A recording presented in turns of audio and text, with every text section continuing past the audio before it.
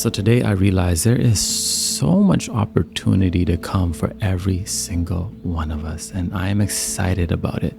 So I wanted to go over 5 things I think that may be quietly affecting us. And often these are the things that are most detrimental because we're not that aware of it. And I'm excited because someone today is going to just step into their best version of themselves going into this new year and completely transform their life. And because you transform your life, you're going to transform many lives. Our sponsor of the day is one of my favorites, Seed. It's a daily symbiotic that I've been taking for 3-4 months now, and I really had nothing but positive things to say. Beautiful bottle. We'll get into this later. Now, the first thing that I know is quietly affecting us is resentment, is holding on to that anger, revenge, and, not forgiving ourselves or others. When we hold on to resentment, when we hold on to anger and spite and revenge, we think we're teaching someone a lesson. Right? We're like, I'm teaching them a lesson. No, we're doing a disservice to ourselves. Last year, I remember an ex-friend of mine kept popping up on my mind who I had a falling out with. And I'm like, I'm not talking to him. Like he created so much chaos in my life, this and that. But it kept coming up and it was affecting me. And I believe it was affecting my creativity as well. So I meditated on it, and then I prayed on it, right? And then I meditated on it again because that's what I like to do, right? It's a good sequence. Meditation and prayer together, powerful. And then I realized I need to talk to him and forgive him. You understand? I need to forgive him.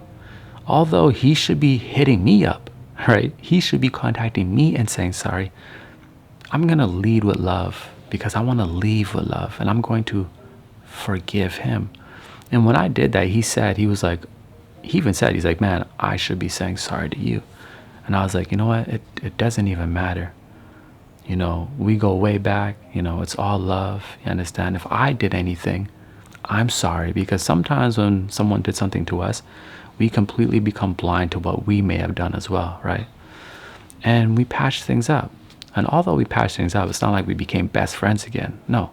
But that resentment, that anger, that hatred that I was holding within me was no more. And my energy started to flow again, right? And a lot of us are blocking ourselves from being able to express ourselves because we're holding on to so many things.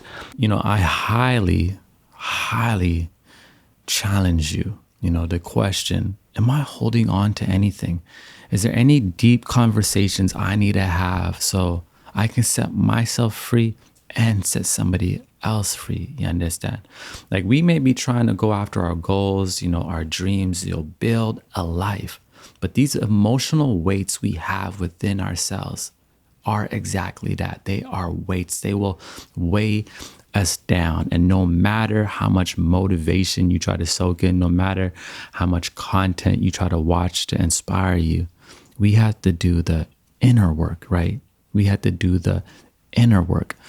And our next point of things that may be quietly affecting us are, our gut health. You understand? Our health. We often think our mood and our emotions is the cause of some exterior event. But there is a direct correlation between our mind and our gut.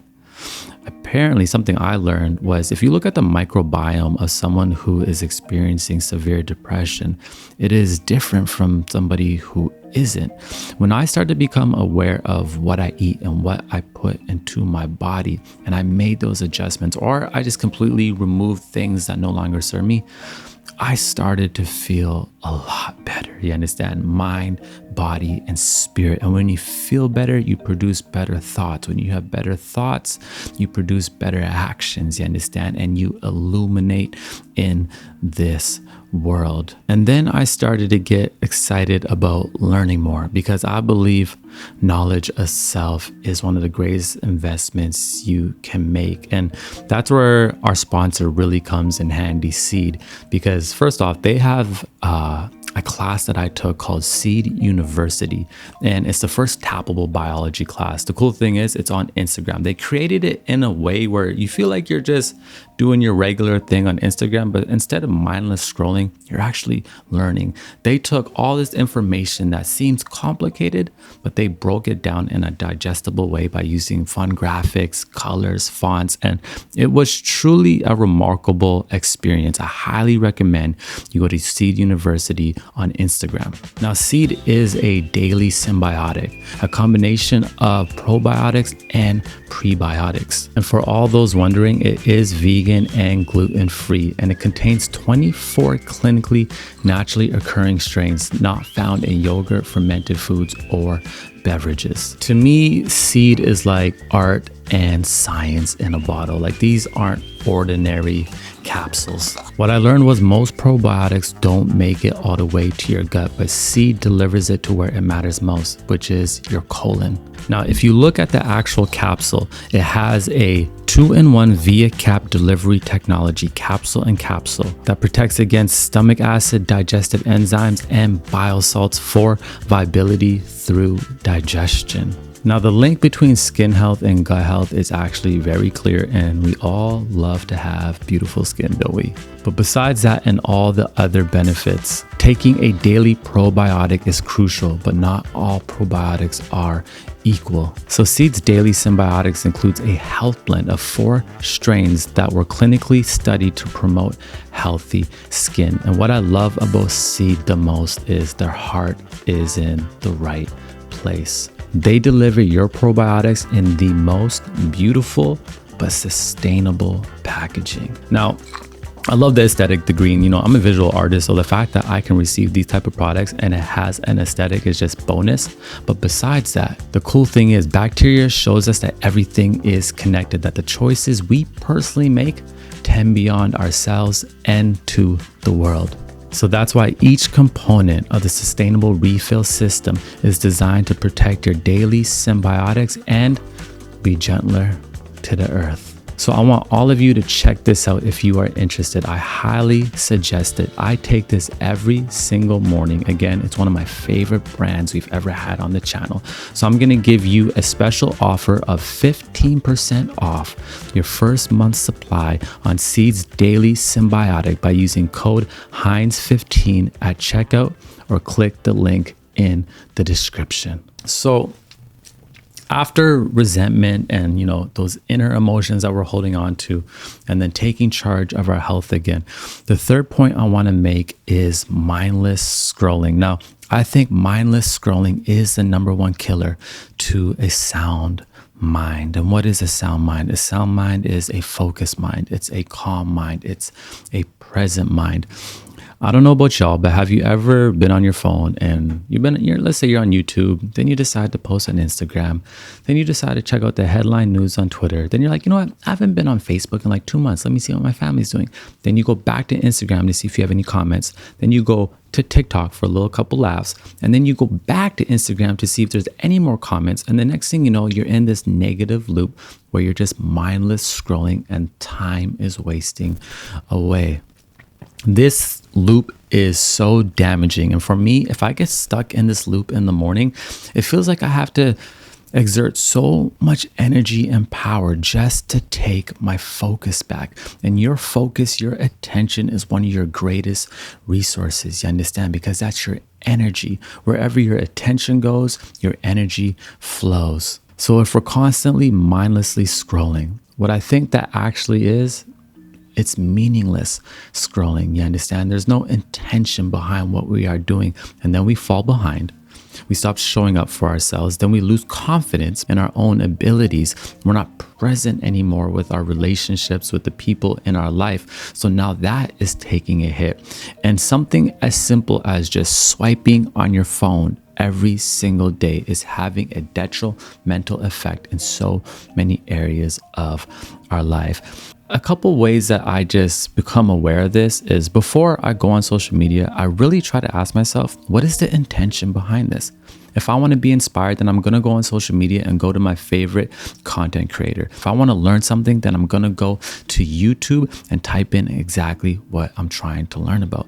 But if I ask myself, why am I going on social media? And I cannot ask that question, I try to shift my attention to something else. So, I grab my coloring book, I'll read a book, I'll do whatever I can in that short time that will help me focus, that will help me sharpen my attention and just apply my energy to something else that I believe is healthy. The more we practice being distracted, the more distracted we will be. The more opportunities we have throughout our day to focus, you understand, the more we will see our life will blossom in a positive way. Another thing that I do is I use an app blocker called Freedom. You understand? So I create that discipline and those boundaries. My social media is only active twice a day, once at 12 p.m. and once at 6 p.m. for an hour. Besides that, it's all blocked. I can't even access it. So this really helps with less mindless scrolling, especially when I have those couple minutes spare time. I'm not going for my phone. Instead, I'm just enjoying a still mind, a sound mind. The fourth thing that I think that could be quietly affecting us is that constant comparison. And this goes hand in hand with mindless scrolling, because when we are scrolling, what are we doing? We are looking into the lives of so many people who seem to have it all going on. We feel like they look better than us, they have more money than us, they have a better job, better relationship, whatever it may be. And we find ourselves hating on ourselves because our lives don't look like everybody else.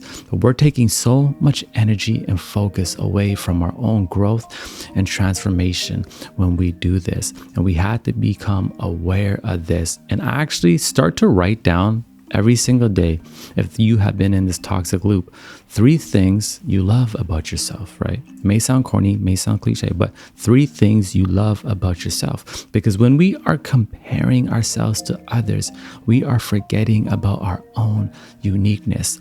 Your beauty, your strength, your resilience. There's something different about you. The way you think, nobody thinks exactly the way that you do. So we had to re-spark that relationship with ourselves the same way we would do with our girlfriends or boyfriends if the fire in that relationship was lost. When we are comparing ourselves, we're taking energy away from ourselves. We really need to use other people as inspiration, and also realize when we are online, we are comparing ourselves to unrealistic versions of people. Everybody posts a better version of themselves. People are using apps to beautify themselves so they don't even look like that. So when you compare yourself, it's not even a realistic comparison. And this can have so many detrimental effects on our life, because when we don't feel good about ourselves, we stop showing up for ourselves because we don't believe in our abilities anymore, and we simply don't have that love, and we stop sharing that love or even giving love to others because we're not cultivating any of that within. So remind yourself 3 things that you love about yourself and repeat it to yourself, and try to re-spark that relationship, and be aware if you are comparing yourself. There's always going to be someone you think is smarter. There's always going to be someone you think is more beautiful than you. So tell yourself, remind yourself who you are and what you love about yourself. I personally have been having to do this lately, and I'm somebody that loves myself. I'm somebody that sometimes I'm just I'm full of myself sometimes, but lately I've had to do it because I found myself comparing myself to others as well. And the last thing I want to talk about, this is a big one, is we stop learning. When we stop learning, that is quietly affecting our life, because to be curious is to be in a childlike spirit. Sometimes we get into these mundane routines and we're doing the same thing over and over, and we stop challenging ourselves. We stop trying new things. We tell ourselves it's too late to try that thing, or whatever our excuse may be. But we have to stop focusing on the end product and fall in love with learning again. Be a seeker. You understand? For me, I'm diving deeper into my music production again. I want to learn how to make chocolate. I want to learn how to speak Zulu. And the process of simply learning is how you embrace life, because you realize there's so much magic in life that you have yet to discover. And when we are constantly learning, you discover new gifts within you. A lot of us don't even realize what we are made out of because we have stopped learning. We stopped searching. We stopped challenging ourselves. How do you know you're not the next best film director? How do you know you're not a writer? Until you dive deep and start challenging yourself and simply fall in love with learning again. And it happens to us all because we get comfortable. But if you can, apply a couple times a week yourself to something new and just fall in love with that process. It doesn't even have to be something that you share with anybody. It doesn't even have to be something that becomes anything. It's just about learning again. It's about trying new things. And we do this, we have less procrastination, right? We are more excited about life. And through this, we honor life. And we have more gratitude because we realize that we are here to expand. And there's so much opportunity when we open ourselves up to the world and just enjoy that sheer discovery, that journey. You understand? So that was 5 things. I can't believe we already went through 5 things, but it was resentment, right? Holding on to those feelings within ourselves and not expressing them and not working through them can simply hold us back, right? Our gut health, our overall health, right? Making those micro habits, learning more about our body and how to nurture it will elevate our mood, right? It's not just the things that are happening to us, but a lot of the times it's the things that we are putting inside of us that is affecting how we feel. Third, mindless scrolling, right? We have to take control over our daily screen habits. I know we all struggle with this. I do as well. And fourth, that comparison. Remind yourself of your beauty, your strength, who you are, and remember there's so much more about you you haven't discovered yet. So 5, start to learn again. And you don't know, in hindsight, everything will be all right because there is so much opportunity to come, my friends. Growth and transformation is at our fingertips. If we become aware of these quiet things that are affecting us, we can make the changes that we need to make and simply step into position. And I am excited for every single one of us. Let me know if there's anything else in your life that you feel has been affecting you or how you're going to overcome these things. Maybe there's other things that are affecting us and I didn't touch on it. And the comment section could be our digital archive and library to become aware of it. So share anything that's been on your mind and let's just grow together. Let's be there for one another.